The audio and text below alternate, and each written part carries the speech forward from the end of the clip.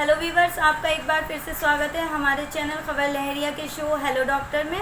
मैं रानी बियाजर। आज हम आए हैं यूपी के जनपद रामपुर कस्बा मिलक में। आज हम एक ऐसी गंभीर रोग के बारे में बात करने जा रहे हैं जो कि महिलाओं को बहुत ज़्यादा और बहुत तेज़ी से महिलाओं के अंदर बढ़ता जा रहा है। और आज हमारे साथ हैं स्त्री रोग विशेषज्ञ डॉक्टर स्नेहा सूबेदार। तो आइए जानते हैं डॉक्टर से कि इस बीमारी के लक्षण क्या हैं, इससे बचने के उपाय क्या हैं।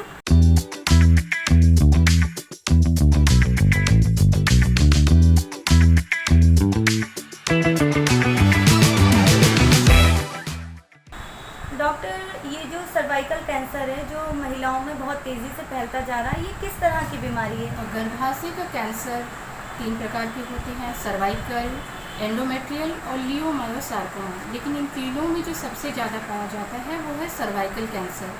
हमारे भारत देश में ब्रेस्ट कैंसर के बाद दूसरे नंबर पे सबसे ज़्यादा पाया जाने वाला कैंसर जो है वो है सर्वाइकल कैंसर। हर साल 1 लाख से ज़्यादा महिलाएं इस कैंसर से ग्रसित होती हैं और जिनमें से 70,000 महिलाएं प्रॉपर इलाज न होने के कारण, सही जानकारी न होने के कारण उनकी मौतें हो जाती हैं। तो अगर इनका सही समय पे अगर इनकी जानकारी हो जाए तो इस रोग से आसानी से बचा जा सकता है। ये ऐसी बीमारी है जिसके लिए हमारे पास वैक्सीन्स भी उपलब्ध है। अगर इनिशियल स्टेज में इसकी स्क्रीनिंग की जाए तो काफ़ी हद तक इसे रोका जा सकता है। डॉक्टर, क्या कारण है जो भारतीय महिलाओं में इस बीमारी के लक्षण सबसे ज़्यादा देखे जा रहे हैं? भारतीय महिलाओं में अगर ये बीमारी ज़्यादा देखी जाती है तो पहली बात तो ये है कि वो अपने स्वास्थ्य को नज़रअंदाज करती हैं। अगर ये डिजीज़ है ये ह्यूमन पैपिलोमा वायरस के कारण होती है और बढ़ती उम्र के साथ इसका खतरा बढ़ता जाता है। ये अधिकतर 40 वर्ष से अधिक उम्र की महिलाओं में पाया जा सकता है। लेकिन इसके और भी कारण होते हैं, जैसे कम उम्र में माँ बनना, कम उम्र में यौन संबंध रखना, एक से अधिक लोगों के साथ यौन संबंध रखना। कई केसेस में ये भी पाया गया है कि गर्भ निरोधक गोलियों का लंबे समय तक सेवन करें तो भी ये कैंसर के कारण हो सकते हैं। इनके साथ ही अगर आपकी इम्यूनिटी कमज़ोर है, जैसे HIV पॉजिटिव महिलाओं में पाई जाती है, उनमें भी ये कैंसर पाए जाते हैं। और एक और होता है जैसे मेनोपॉज, अगर वो काफ़ी देर से हो तो भी उसमें सर्वाइकल कैंसर के चांसेस ज़्यादा होते हैं।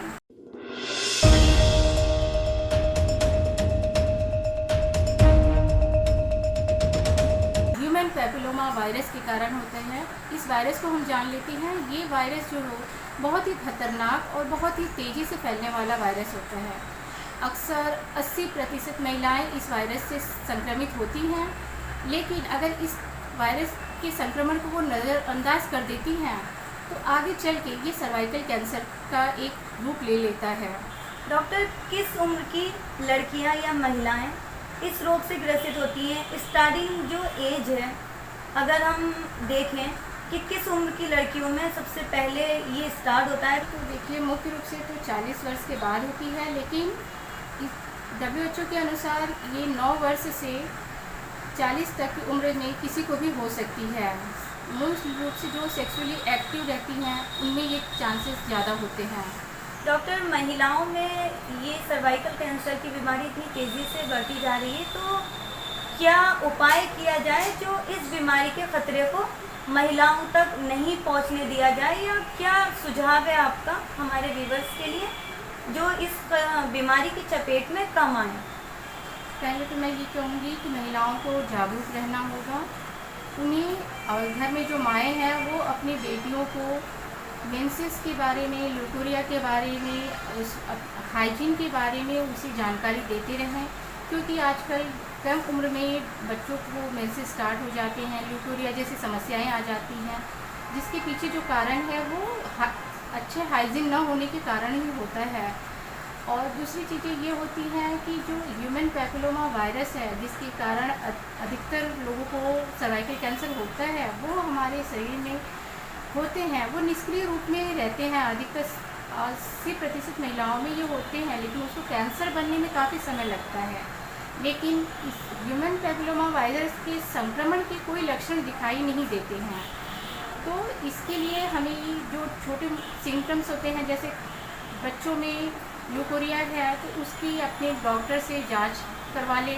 अगर वो एक्सेस मात्रा में हो रही हैं तो अगर आपके यूनिट से बदबूदार स्राव आ रहे हैं, असामयिक ब्लीडिंग हो रही है, तो ये सबको सामान्य न समझें, इसका सही से इलाज करवाएं।